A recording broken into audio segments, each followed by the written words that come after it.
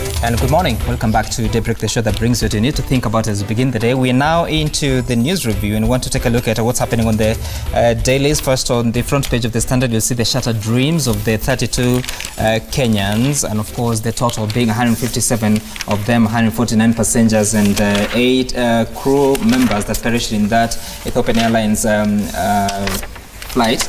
And then on the front page of the Daily Nation, dreams shattered, families torn apart, and of course you see the images, the names of all those that perished.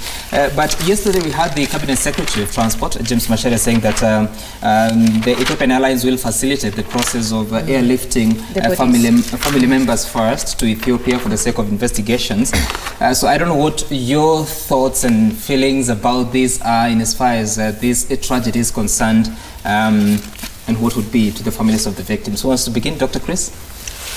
Sorry, I didn't get. I was busy reading I just didn't want us to skip you, so let's go. Very well. I was busy reading this. My condolences to the families. I think it's a big tragedy that we have 32 Kenyans in it. I think makes it all the worse for us. We've seen a story where a lady who was to graduate with a PhD ended up dying, and lots of people really affected by this. I think the first thing that we need to think about is why this Boeing 7 thing, because I think this is the second one in a very short time. Right. We must think through, was it just a manufacturing default? Was it terrorism? It could be either of those things, but I think either way we need to be able to have faster way of responding. The time really was very short, 6 minutes. I think on the cockpit recorder there is a distress call, but within 6 minutes before he comes back, he's crashed. So I mean, really, you must have that leeway where it is mechanical, you have room. So either that could be terrorist or a terrible mechanical thing, which I think ought to have been detected. Right. 6 minutes on flight and there's something wrong that you need to come back. I think the technical people need to answer questions if it is not terrorism. And speaking of technical answers, Boeing will already be addressing a number of those issues. We've seen them in the news coming out. A lot of, especially the Federal Aviation Authority, saying that they need to start questioning the company Boeing 373. Gladys Shollei? Yes, my deepest condolences to the families of those who lost their loved ones in the Ethiopian Airways flight. Particularly the family of Stella, whom I had the opportunity to meet. It was a sad time. We lost her with her son. Yeah, but I think what I could say is that I've been very impressed in the manner in which this disaster has been dealt with. I think the families were immediately able to be given answers that you can move to Ethiopia. You can see that in Ethiopia, all the investigators are on site, and they are able to, they're very fast. They've been able to separate the bodies from the the properties and so on. I think it's good, and there's answers. And I also like the discussion that is very vibrant, especially on CNN. I mean, I've learned a lot about aviation just from listening to it. It's fascinating. But I think, and this is something we can learn as Kenyans, that every time we have a disaster, it should be also an opportunity to learn and put in systems to ensure it does not happen again. Right. Boeing is looking into it. Federal aviation inspectors, the international bodies are looking into it. And all of them are beginning to question what went wrong. So it gives me comfort knowing that the same thing won't happen a second time, because actually that's the thing about disaster. And so I think I think we should learn something how to deal with disaster from And this. Dr. Chris, already several airlines are grounding their fleet, that is Boeing 737 MAX 8. How does that sit with you? Is it the right thing to do? Thank you. Before that, allow me to send my message of condolences to the families and friends who lost their loved ones. And it's my prayer to Almighty God to give them strength and comfort at this difficult time. Yeah, coming back to your question, you've just mentioned about this, and I was just reading on 411 that Singapore Civil Aviation Regulator has banned the use of Boeing. And it seems this is a trend. And you that realize particular aircraft, or yeah, it's Boeing. That's the Boeing. Boeing. Yeah. And the story right now is because yesterday I listened to news, and when the Boeing came in with this kind of aircrafts, there was that competition against the Airbus. And the critical issue here was about the issue of efficiency. You see, there's efficiency and safety. So you must be able to do a cost-benefit analysis. We do know very well that when it comes to airline mode of transport, it's actually the safest. And when something goes wrong, the probability of surviving is actually zero. So it is something that you must trade off very carefully.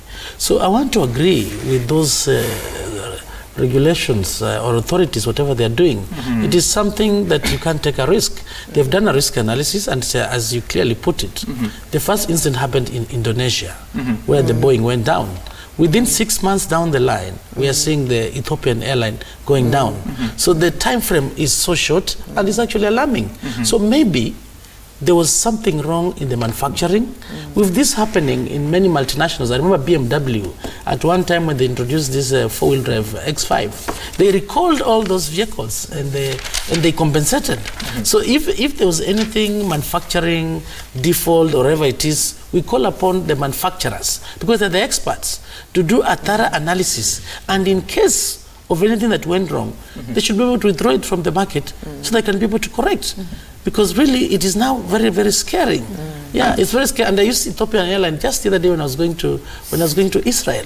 Yeah. So we've seen China suspending the Boeing 737. We've seen Indonesian airlines saying that they want to discuss the possibility of doing so. Singapore, as you said. Maybe Kenya should also follow suit. Exactly. Now that's where my question was. What would you want to see the Kenyan government, KQ, doing after plus KQ doing after this scenario? Of course, Kenya cannot sit and wait.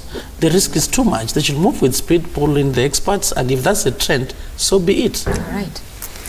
All right, Wakili, I thought she was going to ask you a question, but so as you look at this, and especially because now what matters now is for the families of the victims that have lost their loved ones. Yes, they're being taken to Ethiopia. Yesterday we spoke to a journalist in Ethiopia by the name Samuel Getachew, and he's saying that when he arrived at this site, what he saw just body parts strewn all over, and it's going to be very difficult to identify these bodies. I don't know, what can they do in the meantime, because it might take so long? Like, what comfort can they find in such a scenario? Firstly, allow me to express my deepest sympathy, my sincerest, deepest sympathy to the families, to the loved ones. It's not an easy thing to go through. Like some of the stories you're reading, there's a little girl who was waiting for her mother, who had been away on a mission, right? A year and a half. A little girl has not seen her mother, and the girl was the first one to know that there had been a plane crash. So to the families, may God give you comfort at this time. In response to your question, there's the place for psychological counseling, right? I understand that the government set up a place at the 4 Points by Sheraton, and that's where they could go and receive information. My next follow-up question was there any form of counseling? Because the trauma, because it's in all the leading newsrooms that you're seeing all this. Yesterday I was watching Al Jazeera, and you see this shoe, and you see this. If you're watching and you know that that's the shoe of your loved person, it's very devastating. So I think as an immediate disaster response, despite the government flying family members to Ethiopia, there needs to be an immediate disaster response team led by qualified psychologists who are offering counseling to the families of the loved ones. And in terms of compensation, where would this come from? Is it the Ethiopian government? Is it in conjunction with the Kenyan government? Is it Boeing? Who would? It depends, actually. If at all, and like you see, it's telling that China, Indonesia, South Africa, Cayman Airways, yes, have grounded flight Boeing 737. So where there's smoke, there's fire. I'm sure you've seen all this going around, that there's a computer malfunction and Boeing knows about it, so why haven't there should have been an off switch that would have been done. If at all that is true, liability then lies with Boeing, but immediate liability would be with Ethiopian Airlines. Any airline flying the air has insurance, right? And the amounts that we're talking is not small change, but I think at this stage, given that the hurting is still raw, it's a bit insensitive to think what is the pecuniary benefit that will accrue. But there is insurance, and hopefully there will be transparency. As we know, the Ethiopian government is not exactly, there's been great development in Ethiopia, but if you looked yesterday, nobody in Ethiopia wants to speak about what's happening. They're all saying, no, thank you, we don't know. They're leaving it to their other other authorities to do it. And this would be like the manager of the airline does not want to be on camera to say anything about the disaster that has happened. So let's hope that, if at all, no, because there has to be insurance compensation to the victims, I sincerely trust that the Kenya government would have a say in what's would have a say in the compensation that would be going on.